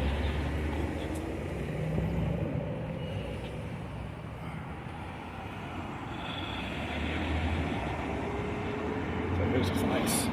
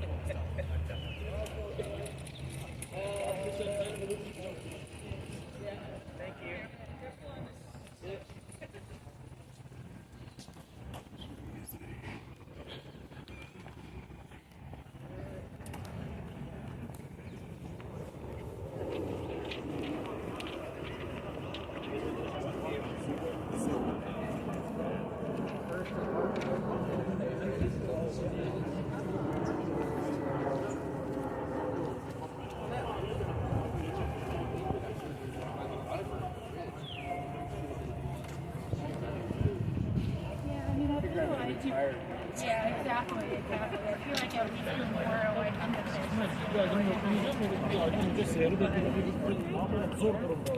not far from the That's true.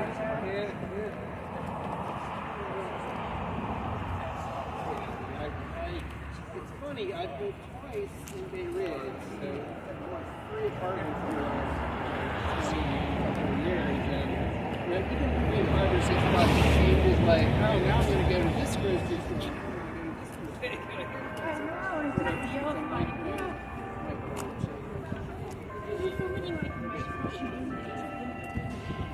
Yes.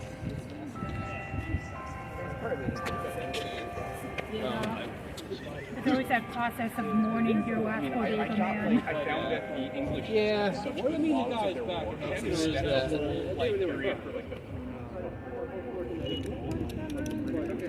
George. Oh, you were there. Yeah, pretty nice. Kind of like right where St. George meets me right now. Okay. Yep. I get, when I'm in marathon training mode, which I've never not, they get a lot of training tips. And they are great. Did you run last week? I'm doing my next marathon December 10th. Where's that? In Mississippi. Oh, wow. Yeah, Mississippi Gulf Coast over by Louisiana. That's exciting. Yeah, it's a Biloxi, you know? I mean, only... I wouldn't know Biloxi unless I was... Assuming it's on the river.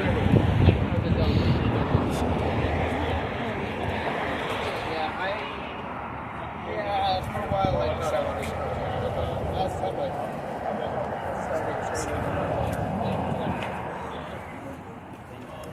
You know, cycling is working out. Oh yeah. I don't know. I do like running. I just didn't really know that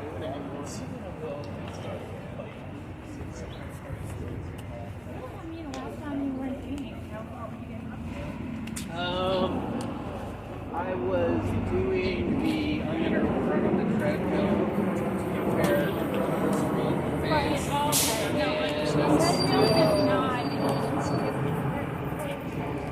Right, and also I just went from nothing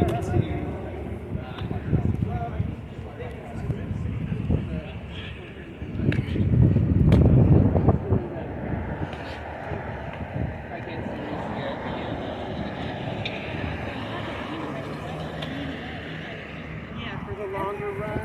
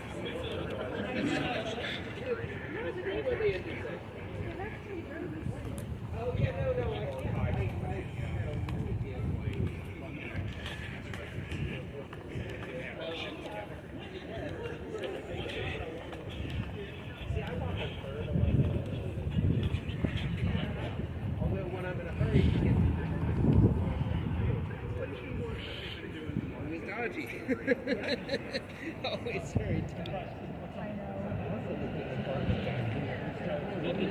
The windows had not been open for probably a decade. I'm like, I don't have kids in there. No, not a good place.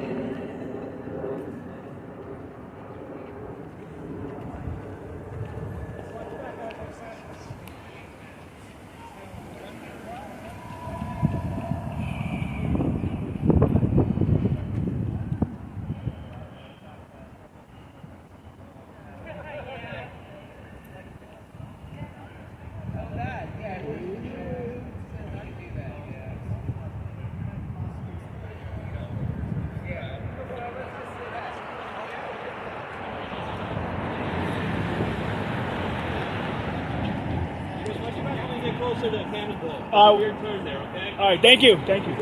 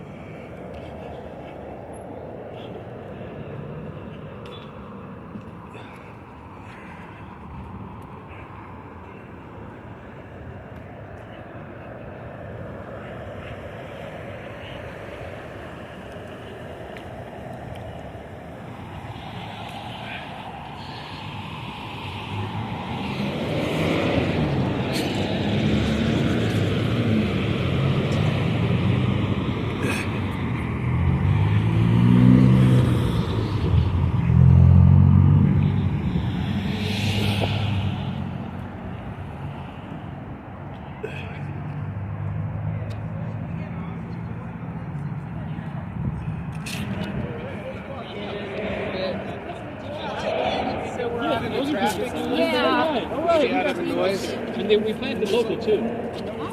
Yeah. All right. So where are we? Away from the noise if we can. I don't know if we're going to be able to get away from the noise. It's like a judgment between noise and noise. Yeah, you're right. Yeah, you're right. Maybe around here.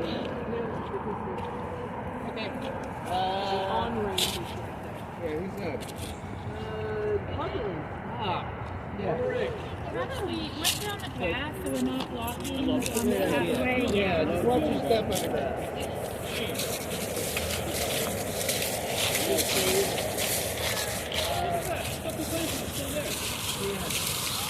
And now that we've reached this wonderful park named for the bass player Led Zeppelin, I'd like to introduce Sophia Dew and David Fishman from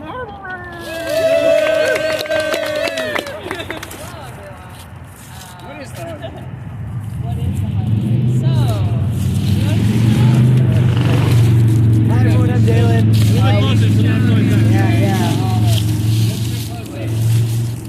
Hi, I'm Dalen. We are co-chairs of the Harboring. The Harboring is the idea that we can have a 60-mile route all around New York City Harbor where people will be able to bike and walk or whatever kind of transportation they want. But basically providing people access to the water and to the waterfront that is New York Harbor. For many years, the biggest impediment to that has been the Verrazano Bridge. The Verrazano Bridge has no access for bikes and pedestrians. It never has, even though at the very start, when the bridge was open, people were protesting and wanted access. So throughout the entire history of the bridge, there's never been. And even though, the bridge is about to turn 60, I'm told. I'm not very good at that, but other people told me that. So it's a really exciting time. There's been a lot of movement and momentum from a lot of groups all across the city talking about opening up this bridge to bikes and pedestrians. But still we don't have any definitive plans. So we still need a lot of momentum. We've been talking about 4th Avenue this entire time, and 4th Avenue, as we see, goes right pretty much to the base of the bridge. It'd be a beautiful way to connect the people of Brooklyn to the people of Staten Island if they want to bike or walk or scooter, either on a beautiful day like today, or if they're going to work from Brooklyn to Staten Island. There's a lot of really good reasons to connect people in ways that aren't just using motor vehicles. So that's what we've been fighting for a long time. Bike South Brooklyn has been doing that for a long time. A lot of other groups have been talking about it, but we continuously have to keep up the pressure on that because it is a really big, great idea. Yeah, the MTA came up with a feasibility study years back just to see how feasible it was to have a bike and pedestrian lane over the Verrazano, and they came up with a bunch of bogus reasons that it wasn't feasible, which is crazy because every year the marathon, the 5-mile bike ride, they all ride or run over the bridge every year. It's a or I guess 2 times a year that they're allowed to do it.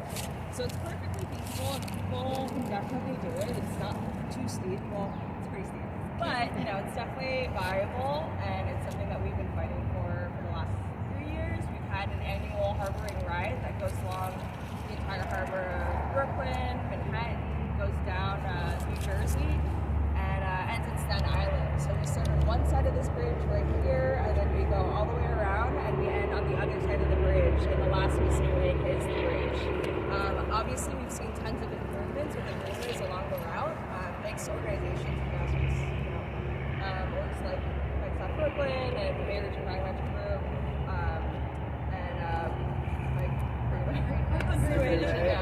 So there's been tons of good work that's been done. Obviously, tons of gaps as you've seen along this walk today. But yeah, that's sort of the big dream. And we have a ride every May-ish. There's tons of bike events happening during that time. And we've been going 3 years strong. Next year would be the 4th. But it'd be great to have more support. Obviously, it's a small grassroots organization, just the 2 of us pretty much. So it's great to have volunteers. It starts right here. Yeah. So if you live nearby, it's really easy to get to the store. And does the Arizona really need 6 lanes of traffic when both expressways that exit have 3 lanes at best? And it's a bit sketchy on the Brooklyn side.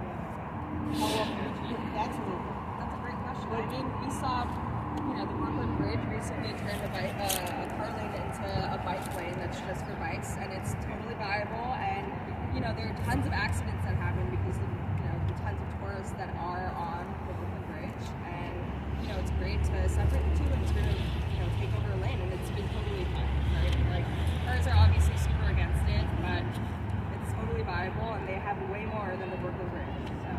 And also, just to add, whenever there's work done on the Verrazano, and there's a lot of work done on the bridge, they usually have to kind of shut down at least 1 lane of traffic to allow their workers to perform that work, and it's always fine.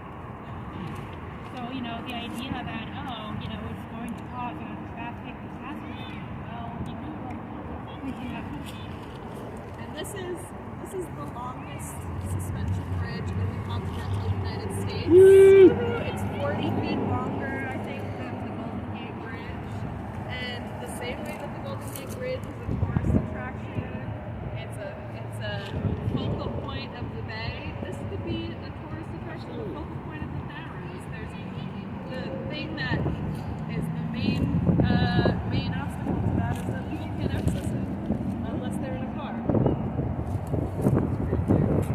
Plus, before I don't want to lose people.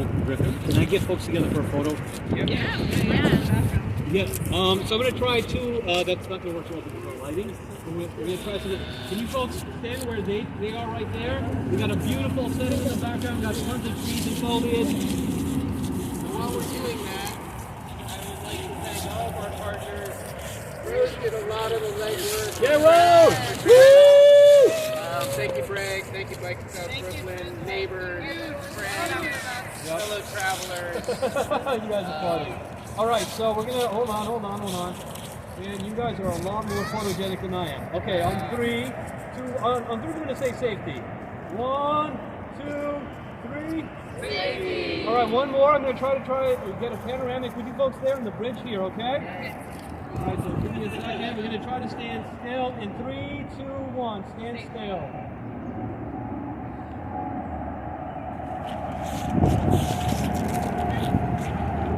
Thank you so much, everybody, for your presence today. Good.